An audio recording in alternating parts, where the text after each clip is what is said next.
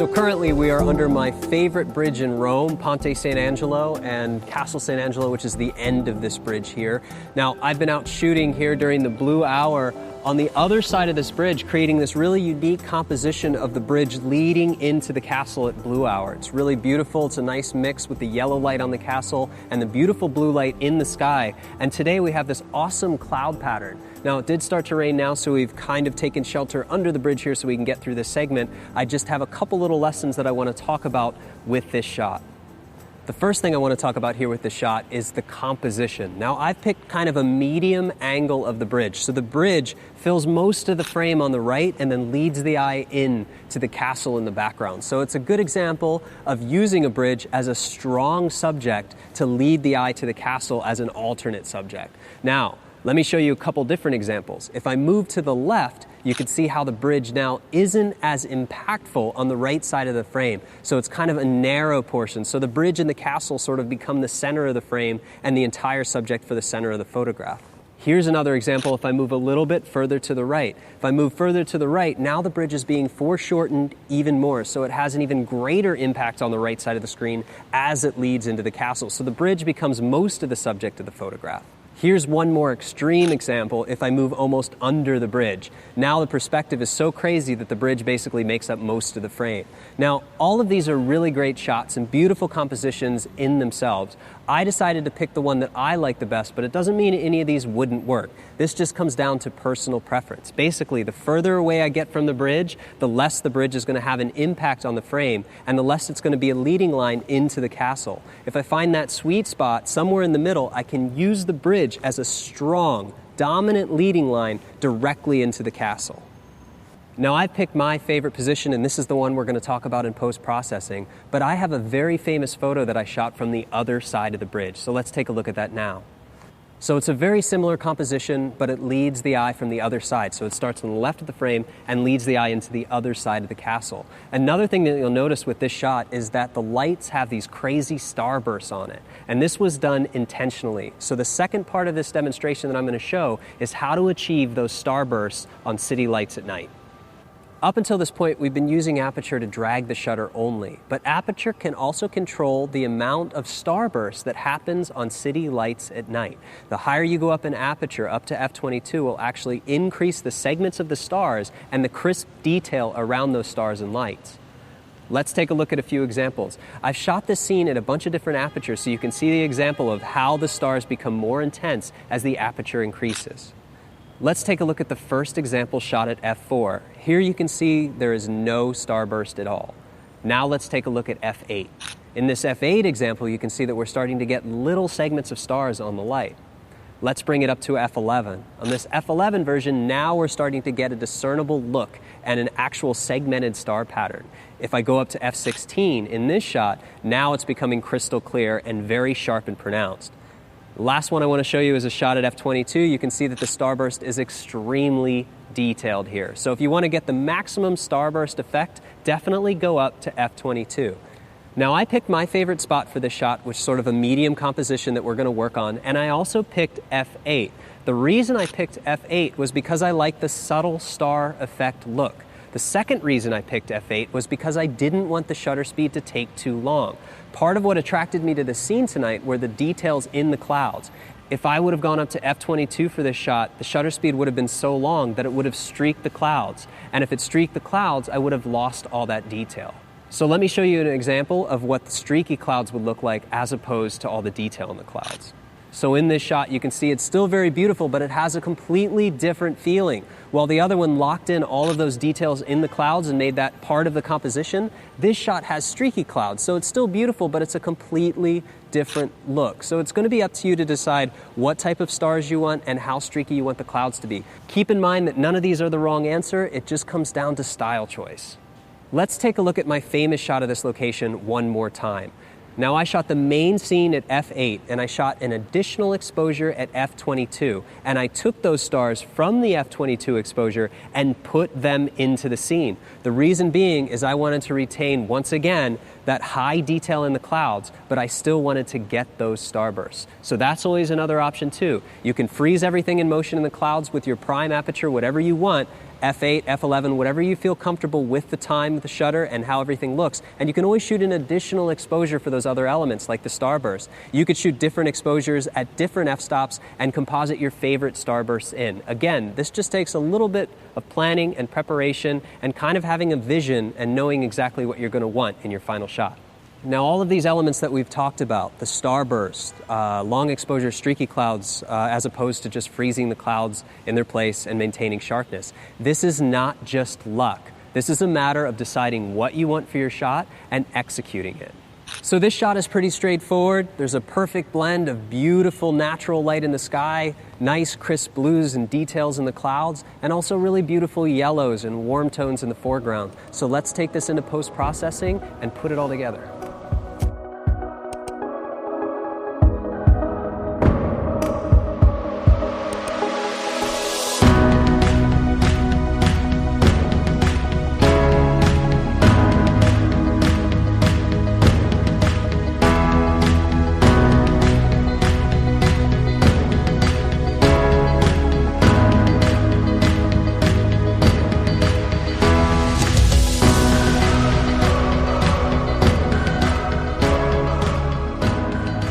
Welcome back to the post-processing studio, everybody. This session is all about Ponte St. Angelo. So Bridge St. Angelo leads into Castle St. Angelo. We're actually standing underneath the bridge or in varying positions next to being underneath it. So we examined in the video portion what it looks like when we get in different positions, how that bridge is foreshortened, and how the leading lines change when we get closer to the bridge. The other thing that we did is we looked at the effects of higher apertures on light and how that impacts the starburst effect, and how choosing the right aperture and choosing the right angle is all stuff that you carefully calculate in order to get the right type of scene and the exact shot that you want for your portfolio. For this shot, we're actually going to combine multiple exposures together using luminosity masking. We're going to do some perspective adjusted cloning that's going to allow us to replace a portion of the bridge that's actually missing because of the dock, so that's going to be a little complex. After that, we're going to add some details, only where we want the details, so we're going to keep the water nice and soft and add rich details to the bridge. So let's get started. Here we are again in Capture One. This is the file that I'm going to work with. I've brought in two exposures. I brought in the exposure 0 and the -1 exposure so that we can blend these together. But let's take a look at this. Here's some varying degrees of this. And I know we already took a look at this in the video section, but you can see the way that the one that I selected here on the right, you can see that the bridge has a bigger impact on the scene than the one a little bit further to the left. You can see that it leads the eye in. This is also a beautiful shot. I kind of like the way that the bridge is extremely foreshortened here. A more extreme example of that foreshortening would be getting under the bridge, and you can see here this is just a completely different shot altogether. It's more of a crazy distortion shot. It's something that's definitely a little bit more unique and takes advantage of that wide angle. So I'm going to go split the difference and pick the medium view and the bridge. You can also see that I was shooting at f11. We learned that f11 gives really nice starbursts. So why do I have two here? Well, let's examine the EXIF data a little bit more. The 10 millimeter is basically 15 millimeter in APS-C mode when we talk about 35 millimeter format. ISO 200, 8-second exposure. So you can see that this is an 8-second exposure. I get all the waters crystal clear and sharp. It's awesome. But if I go to this exposure, it's underexposed, 3.2 seconds. It's a little ripply here, not quite as good. Actually, it's very close to the same. The water was very calm. But here's the deal. Take a look at the starbursts. See how they're really light and unpronounced? With the actual exposure here in the sky, they're very sharp. I have very good detailed starbursts, so I want to maintain that. So what I'm going to do is use this as my base layer, but I have a problem. And that problem is these blown out values on the castle. So let's go ahead and see first if we can correct those blown out values by adjusting for the highlights. And you can see we can start to adjust that. We can start to get rid of those blown out values. But still, we're missing some data, some very important color data that's there. We can even roll the exposure down a little bit and try to get them back. But that's really not going to do the trick. What we're going to have to do is balance this. Let's go ahead and balance this exposure. And that's by pulling the shadows up just a little bit. Balancing this so I don't have too much that's actually clipped. Go ahead and correcting for the highlights a little bit. But let's take a look at the underexposed file. The underexposed file, look at the bridge there, and you can see that very little is actually destroyed, and if I recover the highlights, you can see that I get even more of it back. Now remember, in raw processing, you can't recover the highlights as much, but you can always recover the shadows. So what we're going to do, we're going to go ahead and load this into Photoshop first, and then we're going to bring this in just for the highlights. But before we do that, we're going to go ahead and neutralize the shadows so they're very similar throughout. And here you go. The shadows are very similar. Highlights are much better, much cleaner. That's exactly what I want to see. So let's go ahead and get this into Photoshop first. And I'll do that by clicking here, exporting a variant. Just like last time, I already have my original RAW, so I'm going to bring this one, the adjusted RAW, on top of the original RAW. I'm going to name it Adjusted Shadows. Go back to the annoying bouncing notification of Capture One. I'm going to take this, do the same thing, get this into Photoshop as well. Bring this one in too. And paste it right on top here. So that looks pretty good. Now I do like the way that the sky looks. I actually really like the way that the sky looks here. So what I'm actually going to do, first thing that I'm going to do, I'm going to take this and name it Adjusted Raw Shadows. So there we go. So I have my base layer that I really like here, and now I have my adjusted raw for the shadows. So here's what I want to do. I want to use this as my base layer, and I want the shadows to basically line up here, but I'm really concerned about getting these highlights to work. So before, one way I could do it is just start to brush this area in, but what I want to do is similar to what we've been doing with luminosity masks, is I want to create my own custom luminosity mask. So I know that I'm really only trying to do surgery here on the highlights, so just like we've done before, I'm going to go to the channels, and I'm going to load RGB as a selection. I'm going to create a folder and apply the mask, so now I have the highlights selected here. Very simple, I have the highlights. So I'm going to go ahead and say Luma Highlights. Easy. We're going to take the adjusted raw shadows, put that in here, and you can see that already this is starting to look great, but it's overlaying some stuff on the sky. So what I'm going to do is go ahead and black out a mask on this layer, and I'm basically just going to zoom in and paint this selectively. So I'm going to zoom in right here on the castle, and I'm going to brush this in very simply, and actually I can use basically any percentage opacity that I want. And what I'm going to be able to do is just brush all of this back in. So it may seem minor, but these are the small little tweaks that we're going to have to deal with architectural photography. All the time, you can see even around these lights. Check this out. See this light here? I can actually pull that down a little bit, soften it, get some of the texture back around it. You can see that that narrows it out. If I toggle this on and off, after I do a little bit more surgery here, you can see that now I'm starting to fix those areas of extreme highlight and actually basically paint it in custom. Here's where it gets really cool. See these lights? If I do the same thing around these lights, you can see that I can actually pull the light in a little bit more. If I do this, I can actually change it and pull the light in just a little bit more. So it basically will pull the star shape in around the globe of the light. This doesn't work everywhere. It works areas where we have highlights, but there are some problems. Like here where it's bursting through, if I start to paint that, you can see I'm getting some problems. So it works some places, but it actually doesn't work anywhere. But you can see it works well here. I'm actually getting more detail on those lights. So it actually pulls it in and makes it a smaller globe. So again, anywhere that I have problems, anywhere that I want to try to fix some of these highlights, I can just go ahead and paint them in. Very casually paint these in. It's very easy. Very, very easy. Since everything's controlled by that luminosity mask, and it's not a difficult luminosity mask to make, just one click, and you're good to go. So all this kind of stuff here too, I can just go ahead and fix highlights. Once I'm happy with that, we'll take a look at the result. So we have before and after, and we've been able to fix those highlights. So that was a pretty easy blend. Let's go ahead and call it a blend. We're going to put it inside of a folder and call it a blend. But what's the biggest thing that sticks out about this photo? In my opinion, it's all of this down here. I'm going to lasso around it. Check this out. That's a deal breaker for me, and this makes it less of a portfolio piece. We have a tree sticking out. We have part of the dock. So our only options are either to, one, crop this out. That means we have to crop closer to this area or crop part of the bridge, or we have to spend some time cloning it out. Now remember, last time we were doing extensive cloning, it was for a piece of gear that they were restoring the forum with. It was something that was unnatural that shouldn't have been there. Well, this kind of takes the viewer out as well. But we have a problem. This is in perspective. So if I start to clone, let's say, this statue over this statue, it's much smaller. So we're going to have to use a different tool to be able to make this happen. Before we can access that tool, we have to get all of this on a new layer. So Shift-Option, Command-E, and we have a brand new layer. So what I'm going to actually use, I'm going to introduce a brand new tool, and I'm going to introduce what's called the Vanishing Point tool. So up here under Filter, I'm going to select Vanishing Point. Once Vanishing Point is loaded, the first thing I have to do is draw my perspective lines. I'm going to do that by drawing this bounding box. And with this bounding box, I'm going to be able to create a perspective. And once I click, it's going to create a grid. So I may need to zoom out a little bit because what I'm trying to do is follow the edges of this bridge the best that I can. And sometimes when you're working, the grid will disappear. It's a little buggy. It depends on your system and what kind of graphics card you have. Sometimes it works perfectly, sometimes it doesn't.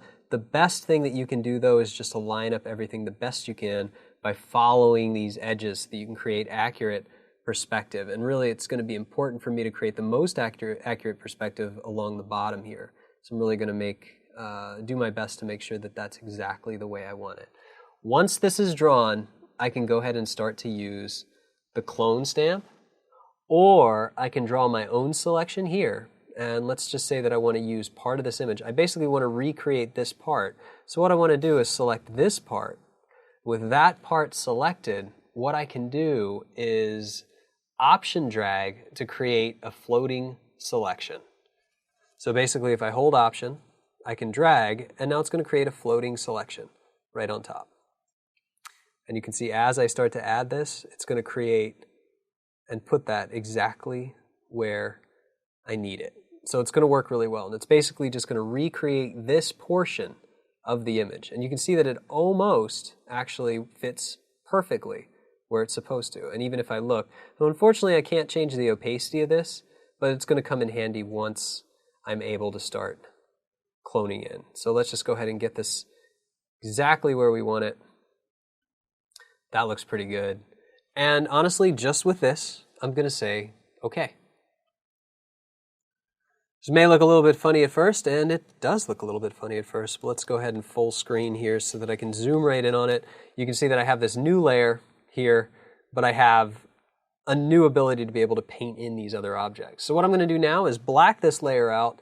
This is going to be a little different than our other procedure, and I'm going to start painting in the areas that I didn't have before. So basically, to recreate part of the bottom of this bridge here, all I'm going to do is start to paint it in. And you can see that I can start to paint this in. Well, it may look a little bit funny at first. That's because it will look a little bit funny. We're going to have to do a little bit to color correct it. But for the most part, it clones the bridge right back in where it's supposed to be. And again, I can take some of it out, some of it in, and then we'll go ahead and paint in some of the difference here. So this is pretty cool because it allows me to just go in and get rid of some of that area while keeping and maintaining some of the detail. So again, it's not always perfect, but it works pretty well. So that it was able to give us this little bit. What I'm going to do now is I'm going to leave this alone for a minute because I was able to get the rest of the bridge in perspective. And now I'm going to create a new layer on top of that I can clone above. Well, this is where it gets actually quite fun. Because what I want to do is I want to first recreate this texture inside of here, and then I want to go and create this texture inside of here. So right now, everything that I've been doing with the clone stamp has relied on following edges. But if I follow edges here, you can see that those edges don't wrap around. So what I'm going to do is create selections for myself. And instead of using the selection tool, I'm actually going to use the Bezier pen tool. So what I'm going to do is go ahead and click here, and I'm going to click and drag here, and I'm going to create my own custom curve for this to follow. If you guys aren't familiar with using the Bezier tool, it's a really nice tool. It actually gives you the ability to create these nice custom curves, and you can move them around. And if I create that, let's just say that I want to clone in this water here. Well, I can go ahead and just create a selection like this. And then once I have that, I can actually click up here and turn it into a selection. And I can also give it a feather. In this case, I'll give it a 1 pixel feather. Now, if I go S for the clone stamp, I can actually start to paint in areas here. Like if I paint here, I can start to paint this out and maintain that edge that I've created, which is really powerful actually. So I'm going to pick something that's a little bit heavier, and I'm just going to start to paint all this grass out here. And I'm going to maintain that edge, the edge of the bridge there. So we'll just go ahead and paint some of this out. To be really careful. Some of the content aware might work here too, but I'll just go ahead and, like this area here, which didn't exist, a lot of this is just water, so it's okay. The cool thing is, what I can do is after that's done, I can invert this selection. Command-Shift-I. Now it's going to select everything but that area. That means that I can go in here and start painting in the same texture here. So I can grab some of this color, paint in. And what's cool about this is just color. We can agree that this is just color. From the clone stamp, I can swap to the brush. I can select any color that I want here, and I can pick something that's very, very minor on the flow with brush. Sometimes like 5% is all that you need, and you can see that I can actually just start brushing in color now, right over top of here. So now color, I'll change it to 10%. Color is going to allow me to just paint this out. I don't need to clone it all because this basically just is color. Color, color. Very, very easy. So I can go ahead and paint that. The nice thing is too that this is basically a reflection. So if I grab different colors here, I can actually take some of this color, this brown color, and I can start to bring this brown color back in here so it looks a little bit different. There's a little bit more texture. This lighter color right here, I can brush some of that back in just so it gives it some varying color with the reflection.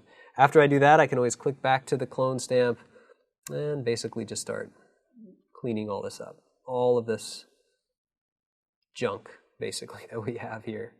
All of these problems that we have in the reflection. Well, just like last time, we're not doing anything that's crazy. We're not doing anything like removing a tractor trailer or anything like that. But again, these are basically just reflections. So if they're reflections, then you can get away with a lot because nobody really knows how accurate the reflections already are. So that looks pretty good. We have to get rid of some more of this. So what I'm going to do is create another Bezier selection. Command-D will deselect what we have. And what I'm going to do is just go ahead and use that pen tool again to get this edge. It's just easier this way than clicking a bunch of times. And I'll do the same thing around here. Load it as a selection, feather it by 1, and again, we'll just go ahead and use the brush tool. Brush tool again, select gray. I'm just going to paint this out here. Pretty easy. Pretty easy to just paint that out. Now here what I'm going to do is go ahead and deselect it a little bit. We have some problems here. I'll address that in a minute. Now what I'm going to do is actually use the brush tool again. And I'm going to just actually grab some of this blue, and I'm going to go ahead and paint in that blue.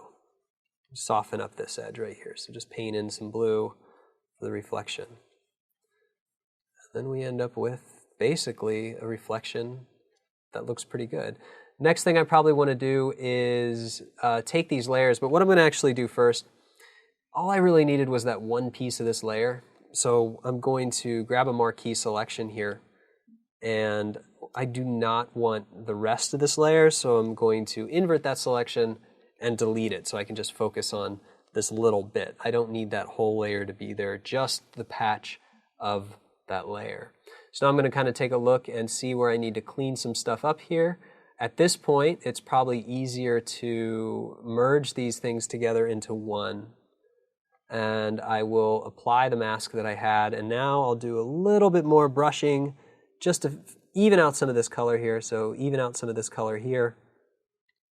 And this is kind of cool too. For this layer here, I'm actually going to select the blur tool, and I'm actually going to blur that edge, this edge here, just a little bit. And you know what, before I do that, let me zoom in even more, because the blur tool is nice. So I created these edges here, but now I can go in and I can soften them. So you can see I can soften that edge just by painting over it. So if I thought it was a little bit too harsh, this is a little bit too harsh, I can just go ahead and blend it out. Blend it out. It's pretty easy because it's a reflection. It should be pretty soft. This little bit that I forgot here, no problem at all. We can just basically get rid of it real easily. No problem. No problem at all. Something else there. one last thing. I know this takes a little bit of time, but that's already starting to look pretty good. There's our recreated reflection. Next thing that I want to do while we're at it, we're on this layer, we're going to call this patch layer. And I'm going to go ahead and address any of the other issues that we have. So if we have, sticks in the water, all this other kind of stuff, we might as well take care of them. Might as well get rid of them. No reason for them to be there. It's all distracting elements. Obviously, there's going to be some things that are in here. Like this, for example, I don't mind so much. I think that makes it look more like a reflection, these little streaks. This is kind of a deal breaker for me. I'm not sure what it is. Other things back here, these little, it's dirty. The Tiber River is definitely a dirty river. If you are shooting here, do your best to not fall in. That's my advice to you.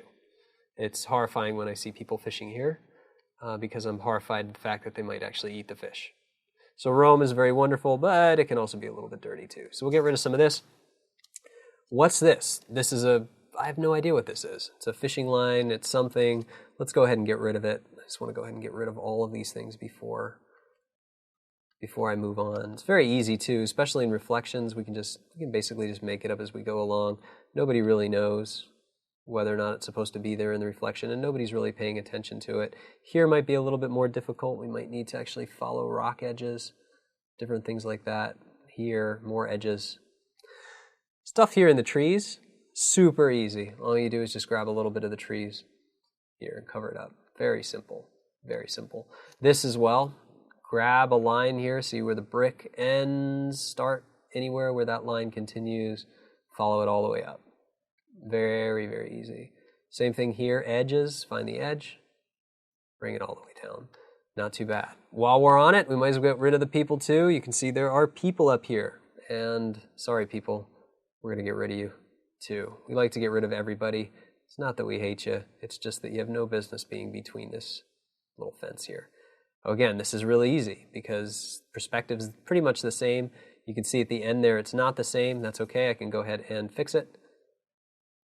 No problem at all. Anybody else? Anybody else? Yep, here's a few other people here. Let's just go ahead and replace this. Nobody will ever notice there if I move all this and replace it with another edge. Nobody knows, then there's no harm done. Easy. Here on the top, easy. Really easy. That takes care of those people there. Let's go in the background. This is so easy, actually. This is the easiest thing you can do. Anytime there are edges, you just find an edge that's similar, paint them out of existence. Easy here. Same thing. Bye-bye. Sorry, tourists. You're not there. And it's not that they shouldn't be there. I mean, you can leave people in. It's just that longer exposures leave blurry people, and I can't stand blurry people. I like them to either just be there or to not be there. Lately, I've kind of elected to just get rid of them. And again, this is a really quick thing that you can do just to clean up shadows. Anybody here, like these people over the trees, very distracting. Very distracting. I screwed that up, but I'll go ahead and fix it. Very, very, very easy. So that about takes care of all of the cleanup, unless you see any garbage or anything else down there that needs to be removed. So we'll go ahead and take a look at our final clean and blended result. Now that that's finished, we'll add it to the final blend.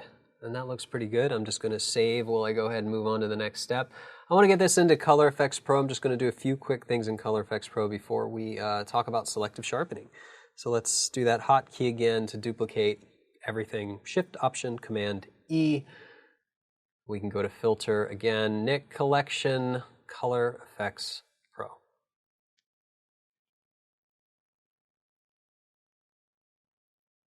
Color Effects Pro, I just want to add a little bit. I want to pull some of that contrast back that I lost by nearly blowing out these whites here. I don't want to go too much. I just want to get some of the detail back in the sky. Just a little bit. If I do the color cast correction, you can see it's horribly, horribly wrong. So we're just going to leave that as is. What we're going to do though is notice when I do the color cast, notice how the bridge turns yellow.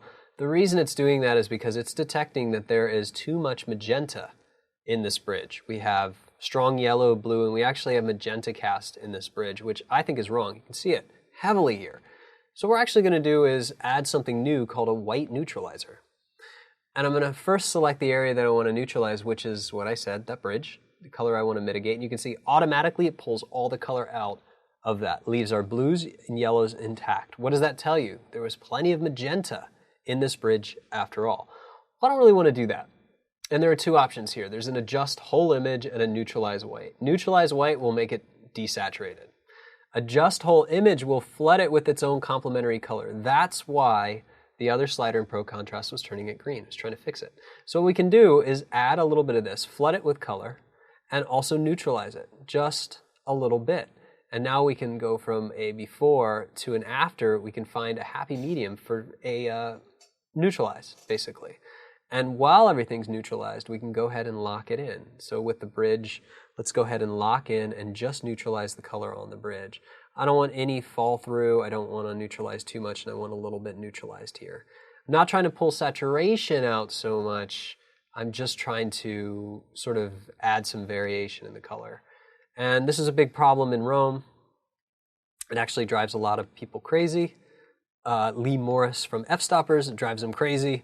Everything's yellow, everything's lit yellow. Well, that's just kind of the way that Rome is an ancient city. So there's not a whole lot that we can really do about that. But what we can do is mitigate some of the problems. So here in the bridge, you can see that we're actually getting rid of some of that obnoxious color. So if I neutralize it here, you can see we have it selected so well. We want some warmth, but we want to remove it a little bit just so it doesn't look too unnatural. It also pops the colors against the sky and against everything else. So that works pretty well. But speaking of the sky, let's go ahead and kick those values up in the sky a little bit. Yet let's use a Pro Contrast, actually. We'll use a Pro Contrast again.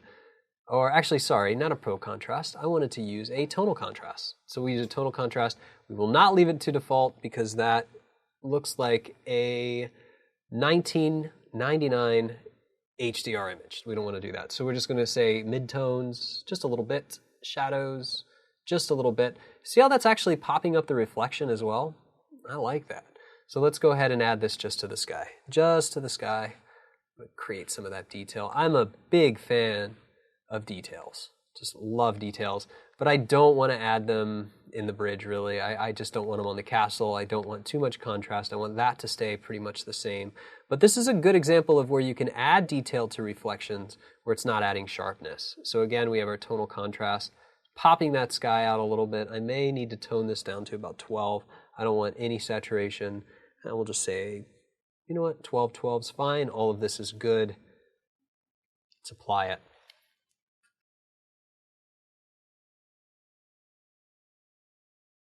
Well, that's starting to look pretty nice. So we have the Color Effects Pro. We have our redundant layer that we can get rid of. I'll go ahead and do that just by dragging it to the trash can. So we have our CEP details. That looks pretty good. Now I want to do a couple different things.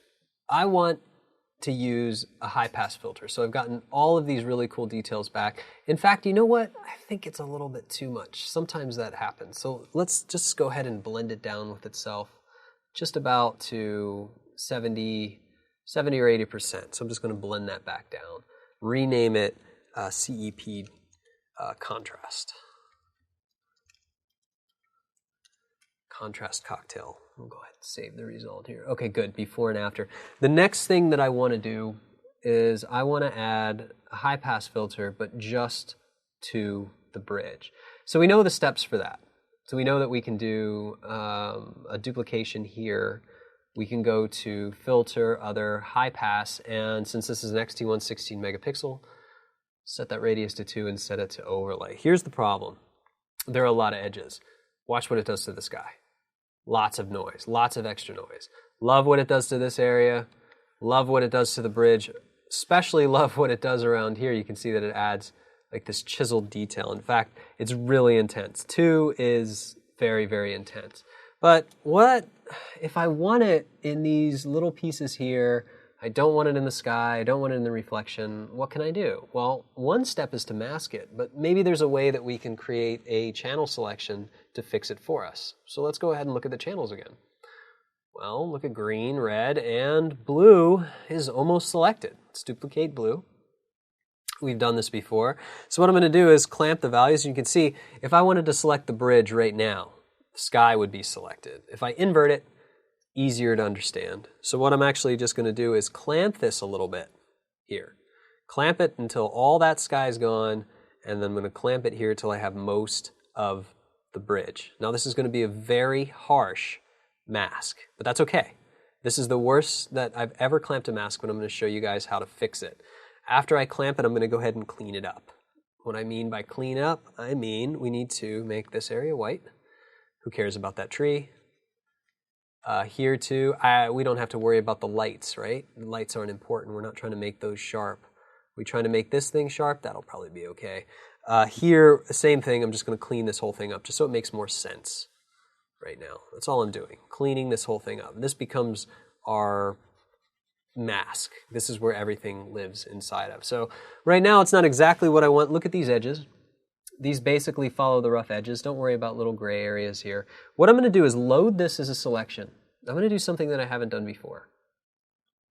Under layers, I don't want this to go edge to edge. I want it to be just inside the edge. Because if I turn on this layer, you can see that I get this halo. I don't want that halo. So what I'm going to do actually is this little trick. I'm going to go up to select, and I'm going to modify, contract the pixels. I'm going to contract by 2 pixels. And this is going to shrink everything in. After I contract by 2 pixels, I'm going to go back to select, modify, and I'm going to feather by 1 pixel. And now I'm going to apply it here. And you can see that I'm going to get all that sharpness and no halos. The reason is because I basically pulled in from the edge of that selection, I contracted 2 pixels, softened the edge, and now I have a perfect selection of all of these details. So all of that stuff will pop against the bridge and I'll get no halos at all. It's a really easy way that you can isolate something. So now you have perfect sharpness and you have perfect softness in the sky, even though we probably could go through and add another layer. In fact, we'll do that last for the softness of the sky based on a reverse mask of this, so we know that that worked. The next thing that I want to do, we'll go ahead and talk about sharpness in the bridge and sharpness in the water. I don't want it in the water, so let's show our mask. You can see that that looks wonderful. Actually, let's go ahead and brush out the rest of it. Nothing here, nothing here, nothing here, nothing here. I do not want any accidental sharpness anywhere where there shouldn't be sharpness. There we go. So we have selective sharpening. I may even want to, you know what? Let's take a little bit out of the background here, a little bit off the castle. Let's lead the eye into sharpness just so we can fade it down just a little bit. Really, really simple way to do this. And with that applied, we have our high pass 2px. On the same train of thought before, let me just, sometimes we miss little areas here. We get a little carried away, not as thorough as I should be there on certain things. Let's just clean up that mask since I spent that long to make it. Before we do the final touches on this, let's go ahead and mitigate some of the sky noise here. And you can see that there's not much. But let's pretend that we're going to send this to print. We've spent a lot of time working on it. So we're going to go back to this color effects. And instead, last time we used a different set of plugins. We're going to stick with Nik, and we're going to use Nik Define. So Nik Collection comes with Color Effects Pro. It comes with HDR Effects Pro. If you want to try blending multiple exposures, Sharpener, which we'll use at a later time, Silver Effects, which is great. But it also comes with Define. Define's really nice because it basically works to just analyze and get rid of the noise in the sky. By default, it works pretty well, but what I'm going to do is use a manual adjustment, and I'm going to select an area of heavy noise, usually in the corner of the image, and say Measure Noise. I say Measure Noise. If I drag this back and forth, you can see it gets rid of nearly all the noise in the sky, gets this print ready, and I'll apply the result.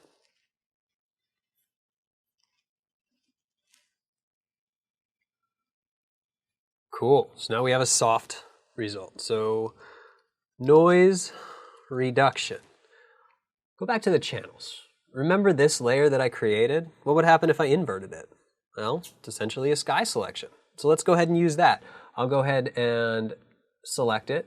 It's all the way around the edges. We'll go back to the layers. I won't do anything to this, but I'll go ahead and apply it to the noise reduction layer. So now you can see that here We have noise reduction, basically just follows those edges. And you can see right around the angel here, you can see that that gets softer. It softens that detail out, but does not hurt any of the details in the foreground. In fact, I've amplified the details in the foreground, softened the details in the background, and now, in a similar fashion, I'm going to go ahead and soften any noise that might be in the water, showing the mask, and I'm going to brush this in again, just like I did before. We'll go ahead and brush it in. We use a heavy-handed brush this time. That's what I like about using the Wacom and the stylus. I can just brush all this in selectively. Very, very easy. So we have a perfect mask for our high-pass filter, perfect mask for our noise reduction. Next thing I want to do is just address something in this image. There was something, if we go back here inside of Capture One, that I really like this image, but I kind of like the blue in the sky here. So how can I get this blue back to a blue like this? Well, it's actually pretty easy. We don't have to use a plugin. What we can do is use an adjustment layer. And we can use an adjustment layer called Selective Color. Selective Color allows us to pick any color channel, in this case the blues, and we can add C, M, Y, and K. K is black. It's different than what we've been doing before. Everything in curves has been RGB. RGB is additive color.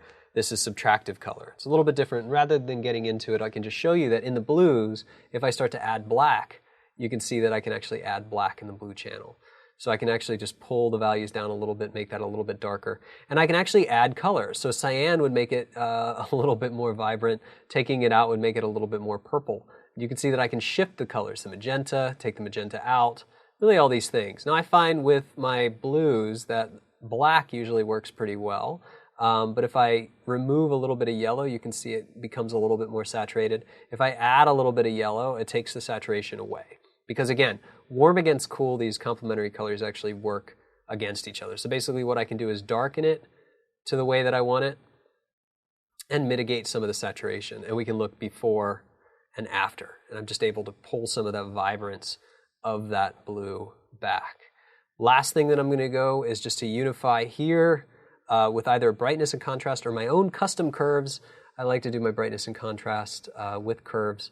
Just by, I can actually select, create a point and use the arrow keys to nudge. You can do the same thing here and use the arrow keys to nudge, just to create some extra contrast here. Last thing, maybe, you know what? Let's add some more contrast. One more. This time instead of using curves, doing it the curves way, we'll just use brightness and contrast, because sometimes they're interchangeable. I'll say contrast here, just some contrast. I just want this to be in the water, so what I'll do is go ahead and mask it. So we have white contrast in the water to here. So with these two contrast layers, I get overall global contrast and I get the extra contrast. And if I add all these together here, I get that darker sky. So my selective color, I can actually roll down just a hair to offset what I did with the contrast. And that looks pretty good overall. All right, so it's time, once again, to take a look at our before and after. So here's the after. I've added a lot of detail to the sky, some punch to the bridge. We've cleaned the reflections. We've gotten rid of all these problems here and created our own custom reflection. Now it's time to take a look at the original. So there's our original. Doesn't look a whole lot different this time, but if we look at the after, we've been able to clean it up, add interest in these other areas, and create something that is definitely a little bit more cool and more portfolio worthy than the original file. We've done that with some really simple luminosity masking. We've done that with some more channel selections. We've been able to isolate objects so that we have a perfectly sharp foreground, perfectly soft background. So this not only is better than the original, more crisp and sharp, but it's actually almost print ready. So you could print this, hang it on your wall, and it would look pretty good. Thanks guys for watching. That wraps it up for Under the Bridge, under Ponte Sant Angelo. I'll see you guys next time.